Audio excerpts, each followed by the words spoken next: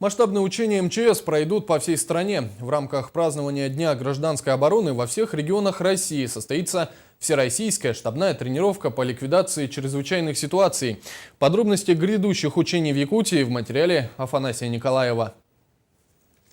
Ежегодная всероссийская тренировка по гражданской обороне не меняет своих целей. Главная задача – проверка на практике готовности всех органов власти, от руководителей регионов до начальников дежурных смен спасателей. Первый этап тренировки направлен на проверку эффективности работы руководства МЧС в регионе. Планируется отработать вопросы оповещения и сбора руководящего состава органов всех уровней власти, проверить работу комплексных систем экстренного оповещения населения. При этом на базе Центра управления в кризисных ситуациях будет развернут оперативный штаб, отвечающий за сбор и анализ поступающей информации. Второй этап уже для оперативных формирований. Свои силы проверят спасатели, полицейские, пожарные, медицина катастроф, скорая помощь и другие оперативные службы.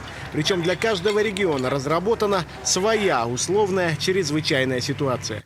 При этом для каждого из субъектов Российской Федерации с Москвы организаторами тренировки будут даны свои учебные задачи, в ходе решения которых будут выполнены практические мероприятия по проведению поисковых и аварийно-спасательных работ в зоне чрезвычайных ситуаций.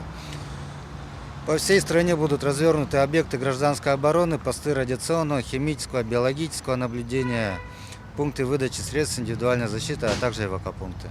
Напоследок приоткроем сценарий учений. Силы и средства республиканской подсистемы РСЧС проверят свои силы на ликвидации условной техногенной катастрофы на Якутской ГРЭС.